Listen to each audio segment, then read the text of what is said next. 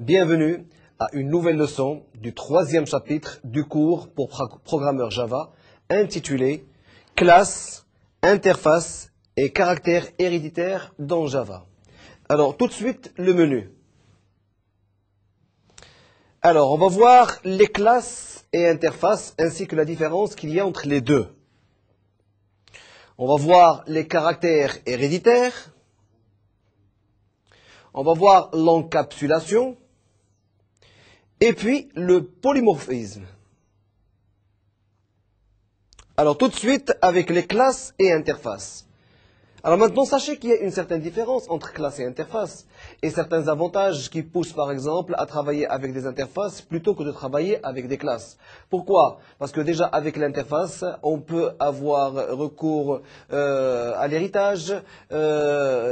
Pourquoi? Parce que l'interface, c'est une manière dont les classes vont pouvoir dialoguer avec d'autres classes. Alors, les classes et interfaces. Il est important de comprendre la différence entre classe et interface. Une interface est une définition de comment une classe doit interagir avec le reste du monde. Alors en principe, lorsque vous créez des classes, alors il y en a plusieurs. Si vous voulez avoir une idée ou si vous voulez bien sûr construire un plan de comment ces classes peuvent-elles communiquer avec les autres classes, ben, il faut créer des interfaces. Vous pouvez créer une ou plusieurs interfaces qui allaient permettre à ces classes de communiquer avec les autres classes. Une classe peut être en pratique la réalisation d'une ou plusieurs interfaces, effectivement, puisque on sait que l'interface, c'est des règles qui allaient permettre à la classe de pouvoir dialoguer avec toutes les classes ou le reste du monde. Donc ce qui fait qu'une classe peut être effectivement en pratique la réalisation de plusieurs interfaces. Alors, la déclaration d'une interface Java introduit un nouveau type de référence où les types sont des classes, interfaces, constantes et méthodes abstraites. Et ça, on va le voir tout à fait à la fin de notre cours, puisque nous allons reprendre un exercice qui est pratique. Alors, on va voir la déclaration d'une interface et comment on va pouvoir l'implémenter au niveau d'une autre classe, sinon d'un autre programme. Une variable dont le type est une interface peut avoir comme valeur un objet de n'importe quelle classe qui la réalise. C'est-à-dire qu'au niveau de la déclaration de votre interface, vous pouvez faire appel à n'importe quel type de déclaration et parmi ces déclarations, vous pouvez avoir recours aux classes. Alors, une interface Java se déclare ainsi. Vous avez le modificateur ou les modificateurs. C'est ce qu'on appelle public, privé, tout ce qui est bien sûr sécurité et ainsi de suite. Donc, modificateur, puis interface. On fait appel bien sûr au mot interface et puis le nom de votre interface. Alors, extends, on va voir après qu'il y a extends et implements. Alors, extends, les interfaces que vous avez, donc plusieurs interfaces de 1 jusqu'à n interfaces, et puis vous allez définir les membres de votre interface. Alors, la définition des membres de votre interface, ça peut être bien sûr des types primitifs, ça peut être des classes, ça peut être des appels, de ce que vous voulez. L'essentiel, c'est que vous pouvez bien sûr créer une interface qui allait être bien sûr l'intermédiaire entre une classe et le reste du monde. Alors, les modificateurs, comme on les a déjà vus au niveau des leçons précédentes, vous trouverez des modificateurs publics, protected, private, abstract, static and strict FP, et tout ça, on les a bien expliqués au niveau des leçons précédentes. Alors, les modificateurs sont indispensables pour la déclaration, bien sûr, de vos variables, et ainsi maintenant, bien sûr, dans le cas où vous avez besoin de déclarer les événements qui allaient pouvoir permettre aux classes de pouvoir dialoguer avec l'autre partie du monde, automatiquement, il faut absolument que vous insériez public ou protected, private, abstract, static and strict FP. Alors, membre d'une interface. Une interface peut seulement définir comme membre des constantes, les méthodes abstraites, les classes membres, interface membre. C'est-à-dire qu'au niveau de la déclaration d'une interface, vous pouvez avoir recours aux objets suivants, si vous voulez, aux déclarations suivantes. Vous pouvez déclarer des constantes, vous pouvez déclarer des méthodes abstraites. Lorsque je dis des méthodes, c'est peut-être des méthodes qui dépendent d'autres classes. Et vous pouvez déclarer des classes elles-mêmes, qui vont être des classes membres de l'interface, comme vous pouvez faire appel à d'autres interfaces déjà existantes. Alors, on passera maintenant à un deuxième point qui est le caractère héréditaire. Alors, le caractère héréditaire dans Java, Java n'admet pas de caractère héréditaire multiple entre classes. C'est très important de le savoir. On peut avoir des caractères héréditaires entre interfaces, mais pas entre classes. Mais l'admet entre interfaces. Et ça, on va le voir. Pourquoi? Parce qu'on va prendre un exemple qui est très simple. Alors regardez, je suppose que j'ai par exemple une classe de directeurs et ces directeurs font partie des employés. Alors qu'en principe, les employés ne font pas partie des directeurs. Et ça, on va le voir beaucoup plus loin, un petit peu, lorsqu'on entamera le polymorphisme. Alors, deux types de caractères héréditaires. Vous avez l'extension, extends, et vous avez l'implémentation, implements. Alors, tout ça, ce sont des caractères que vous allez bien sûr implémenter ou faire une extension, bien sûr, d'une interface au niveau de Java. Alors, l'extension, une sous-classe est une extension de ces classes génétrices ou mères, si vous voulez. Tout ce qui est déclaré est hérité par la classe extension. C'est-à-dire que maintenant, si vous avez une classe mère, et vous avez une sous-classe qui a été créée au niveau de la classe mère, tout ce qui va être redéclaré au niveau de la classe mère sera automatiquement connu par la sous-classe de la classe mère. Et à ce moment-là, vous pouvez les utiliser et les exploiter. À moins que l'extension ne redéfinisse quelque chose d'identique. Et là, c'est très important, on va le voir tout de suite sur un schéma, c'est-à-dire que au niveau de la classe elle-même, vous pouvez avoir une certaine déclaration.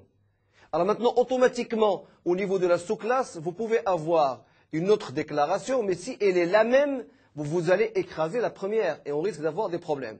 Et on va vous montrer tout à l'heure qu'on peut avoir une certaine redondance au niveau des déclarations. Pourquoi? Parce que lorsqu'on fait une déclaration, c'est un ensemble de paramètres. Alors maintenant, on peut avoir un paramètre qui n'est pas bon pour pouvoir accepter les deux déclarations.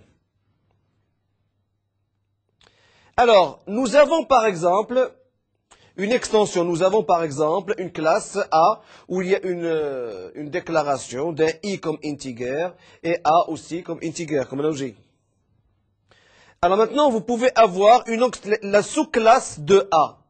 Alors la sous-classe de A va évidemment hériter de la classe mère automatiquement. C'est-à-dire qu'au niveau de la sous-classe A, vous pouvez avoir des déclarations double J par exemple ou int B par exemple, mais automatiquement on va on va hériter quand même des déclarations qui ont été faites au niveau de la classe mère.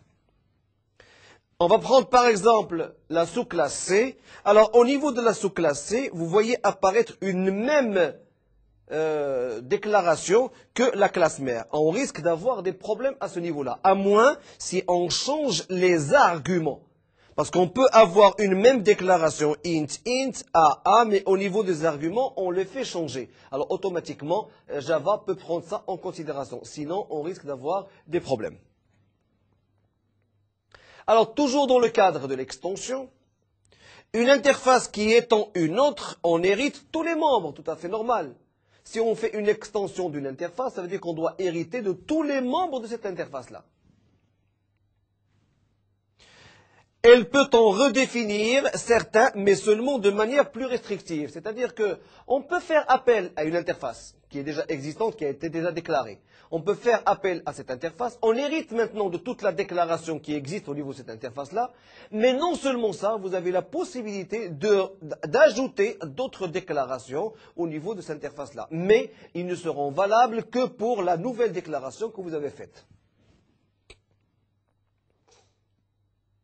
Alors, l'implémentation, cette fois-ci, une classe qui implémente une interface doit fournir une implémentation de tous les membres de l'interface. C'est-à-dire que lorsque vous faites appel à une interface au niveau d'une classe, vous faites appel à tous les membres de cette interface-là. Une classe peut implémenter plusieurs interfaces en même temps, effectivement. Donc on peut faire appel à plusieurs interfaces au niveau de la même classe. C'est-à-dire que tout dépend des besoins que vous avez. Vous pouvez avoir une classe et faire appel à une interface, une deuxième, une troisième interface pour pouvoir bien sûr mener à bien votre programme. Alors on va voir un exemple. Vous avez une interface I où on a déclaré une constante, si vous voulez, K qui reçoit 8 et on a déclaré bien sûr comme integer le A, avec bien sûr certains arguments. Et vous avez bien sûr votre classe C. Alors maintenant, lorsqu'on va implémenter l'interface au niveau de la classe, on retrouve le K est égal à 8, on retrouve le int est égal à A, mais en plus de ça, on peut ajouter d'autres déclarations utiles pour notre programme. Mais toujours est-il, on a fait une implémentation d'une interface au niveau de notre classe. Alors, l'encapsulation. Alors, l'encapsulation dans Java, c'est les détails de réalisation qui peuvent être contrôlés avec les modificateurs d'accès. Alors, les modificateurs d'accès, c'est public, protected, private. Alors, public est un membre d'une classe déclarée publique et visible de quiconque voit la classe. C'est-à-dire que lorsque vous déclarez par exemple quelque chose de public, automatiquement ce qui a été déclaré en public sera visible. Donc tous les membres d'une classe déclarée publique est visible donc quiconque vers toutes les classes. Les méthodes maintenant des classes, quiconque peut les invoquer. Les constantes, quiconque peut les lire. Et les variables, quiconque les écrire. Donc vous voyez, lorsque vous faites une déclaration en public, automatiquement vous avez la possibilité de l'exploiter sur toutes les classes qui sont déclarées publiques. Alors maintenant, si c'est protégé, protected, un membre d'une classe déclarée protected est visible par les instances de la même classe, par les instances de n'importe quelle classe extension, c'est-à-dire c'est une classe qui a été bien sûr extension de la même classe, de la classe mère si vous voulez. Alors, private cette fois-ci, un membre d'une classe déclarée private n'est visible que par les instances de cette leçon. C'est-à-dire que, pardon, de la classe. C'est-à-dire que, impossible de voir, bien sûr, les membres de la classe déclarée si vous ne faites pas partie, bien sûr, de la classe elle-même. Il n'existe pas visible par, ou il n'est pas visible par les instances de n'importe quelle classe extension. Alors maintenant, là aussi, si vous avez des classes extensions, contrairement aux protégés, qu'on pouvait voir, bien sûr, à partir des classes extensions, les membres de la classe mère, alors maintenant, lorsque c'est privé, automatiquement, même les classes, au niveau des classes extensions, ils ne peuvent pas, ou les sous-classes, ne peuvent pas voir, bien sûr, les membres de la classe mère. Ni par aucun morceau de code qui voit sa classe. Alors là, vous avez la différence maintenant qu'il y a. Alors pour ceci, nous allons prendre un petit peu le même exemple que j'avais expliqué tout à l'heure. Donc l'exemple où il y a le directeur qui peut être un employé, enfin qui est un employé, et les employés qui ne peuvent pas être des directeurs. Alors il existe une règle simple pour savoir si l'héritage est ou non le concept à envisager pour vos données. C'est-à-dire que la relation font que l'objet de la sous-classe est un objet de la superclasse. Alors maintenant, on va le voir d'une autre façon, d'une autre manière. Alors, On va reprendre employé.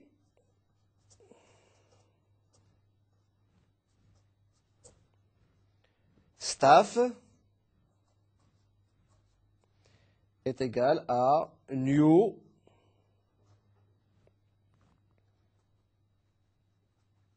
employé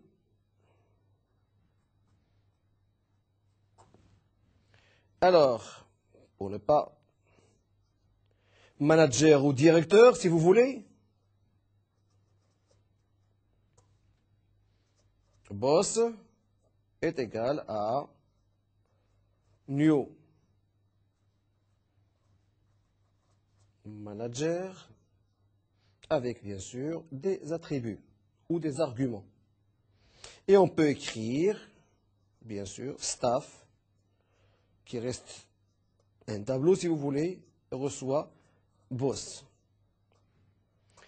Alors, dans le langage Java, les variables sont polymorphes. Une variable de type employé, par exemple, peut faire référence à un objet de type employé. Alors maintenant, on a un objet de toute sous-classe, de la classe employé, directeur, secrétaire et ainsi de suite. C'est pour ça qu'on écrit ça de cette manière-là. Alors, le polymorphisme, à présent, qu'est-ce que le polymorphisme? Alors, le polymorphisme est la possibilité de définir plusieurs méthodes avec le même nom, mais avec des arguments de nombre et de types distincts ou avec divers types de résultats. Alors, on l'a déjà expliqué tout à l'heure, c'est que effectivement, au niveau d'un programme que vous allez développer, vous pouvez bien sûr avoir des déclarations qui sont identiques. Mais faudrait-il changer leur argument? C'est-à-dire qu'on peut avoir une déclaration qui dépend d'une même classe ou d'une autre classe par exemple, mais au niveau des arguments, il y a un changement à faire. Et à ce moment-là, on peut les exploiter. Alors le polymorphisme est pleinement supporté par Java. En réalité, c'est une méthode qui s'identifie par son nom, par son type, par ses arguments.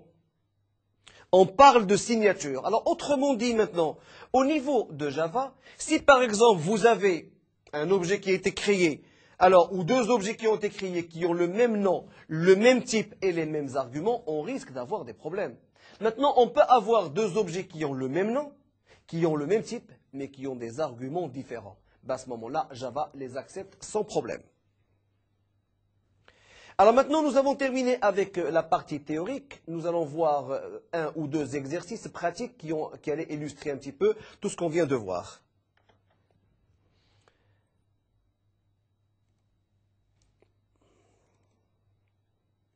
Alors,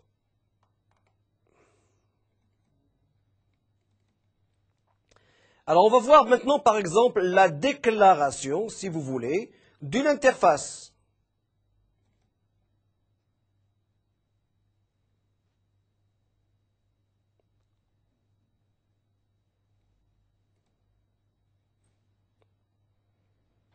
Alors, on va faire appel à un autre programme. On va laisser ça. Alors, conteneur. Point classe.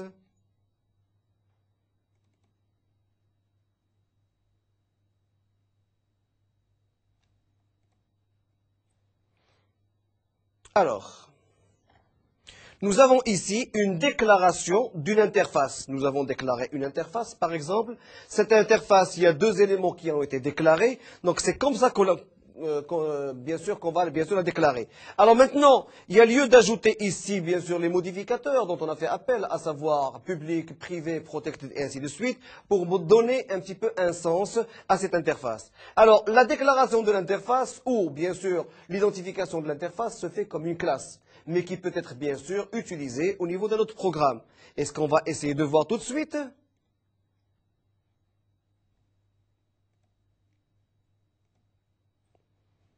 Voilà. Alors, ici, nous allons faire implémenter une interface qui a été déjà créée. Alors, implements, nous allons créer une nouvelle classe, on va implémenter l'interface qu'on a créée. bien sûr, l'interface qui a été créée doit être compilée pour donner objet à un fichier .class qu'on peut bien sûr exécuter et qu'on peut bien sûr récupérer. Alors, on va implémenter l'interface. Alors, les éléments qu'on va voir ici, ce sont les éléments qui étaient déclarés au niveau de la première interface. Et bien sûr, on a la possibilité de recréer d'autres objets dont on aura besoin. Donc, du fait, on a implémenté notre interface et on a ajouté d'autres déclarations utiles pour notre programme. Alors, on va essayer de reprendre un petit peu les mêmes exercices que le chapitre précédent. Alors, on retrouve un autre fichier. Alors, c'est le même fichier qui a été, bien sûr, utilisé lors des leçons précédentes. C'est un fichier où on a déclaré une classe qu'on a appelée rapport. Alors, cette classe, bien sûr, c'est là où on a déclaré, par exemple, un numéro de stagiaire, un nom, la note, une note de révision. Alors, cette fois-ci, la différence qu'il y a, c'est qu'on a créé maintenant des objets et des objets paramétrables. C'est-à-dire qu'au niveau d'une nouvelle classe qu'on va créer, on va donner, bien sûr, des arguments à des méthodes, à la méthode de classe qu'on vient de créer, et automatiquement, il va l'imputer à ce programme-là. Alors, rapport string n, si on veut utiliser qu'un seul paramètre ou un seul argument. Rapport string n, string info, si par exemple, au niveau de la classe, la nouvelle classe, on utilise par exemple le nom rapport avec des informations à ce niveau et des informations à ce niveau-là, automatiquement il va les imputer, bien sûr, aux variables correspondantes. Et au niveau d'une impression écran ou d'une sortie sur écran, vous allez voir apparaître les informations que vous avez saisies au niveau du nouveau programme. Alors, nous avons créé des public void pour pouvoir saisir les noms, les notes, et puis nous attendons en retour, bien sûr, des résultats. Alors maintenant, cette classe va être utilisée ou a été appelée par une autre classe qu'on a appelée rubrique ou un programme qu'on a appelé rubrique. Alors comme je vous ai expliqué tout à l'heure, c'est que cette classe ne peut pas être exécutée de toutes les façons. Pourquoi? Parce qu'on n'a pas de méthode main qui est implémentée au niveau de votre programme. Si on avait cette méthode main, automatiquement, on pouvait bien sûr exécuter ce programme. Mais puisqu'on n'a pas cette méthode main, on ne peut pas l'exécuter. Mais on peut le compiler. Donc, on a compilé le programme. Le fait de compiler le programme nous a donné un fichier qui s'appelle rapport.class. Et ce fichier, puisqu'on est complètement orienté objet, il a été exploité au niveau du nouveau programme qu'on va voir tout de suite. Alors, on va le voir. Alors, classe principale du programme rubrique. Classe rubrique, on appelle une méthode main, donc ça veut dire que ce programme sera exécutable. Et on va sortir sur écran le mot ETIA, par exemple. Et on va créer un objet S, d'accord, qui dépend de la classe rapport qu'on vient de créer. Sauf que maintenant, on va les créer avec des arguments. C'est-à-dire que rapport, mais avec deux arguments. Donc, Yasmine Zniber qui va être imputé au niveau du nom. Et bien sûr, très bien 10 sur 10 qui va être imputé au niveau de la note.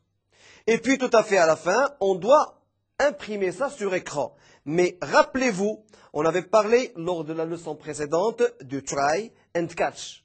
Dans le cas où au niveau de l'impression sur écran, par exemple, vous avez un problème, automatiquement, il y aura une exception qui allait être générée et il y aura un code qui allait bien sûr capturer cette exception-là. Donc le try system.out.println, s'il y a un problème ici, automatiquement l'exception va être déclarée et elle va être capturée. Et automatiquement, si on capture une exception, ça veut dire qu'il y a un problème, on va recevoir un message d'erreur, rapport non valide. Et dans ce cas-là, on ne va ni planter le programme, ni faire planter la machine. Alors, on se rappelle un petit peu des conditions, ainsi des boucles qu'on a vues lors des leçons précédentes. Alors, public static void exécution par exemple, un petit programme d'exécution, avec comme argument test, qui reste une chaîne de caractères, un char. Alors, switch test, si par exemple cette variable test est égale à grand A ou petit a, nous allons saisir un ensemble d'instructions ici. Et break pour faire fin à cet ensemble d'instructions. Alors maintenant, si par exemple c'est C, c'est peut-être aussi un ensemble d'autres instructions. Lorsque je dis un ensemble d'instructions, ça peut être une seule instruction ou plusieurs instructions. Alors maintenant, si la variable test ne prend aucune valeur des valeurs qu'il y a au niveau du case là, à ce moment-là, on écrit default et il y a un ensemble d'instructions, sinon un message qui allait sortir. Alors, on va compiler ce programme-là.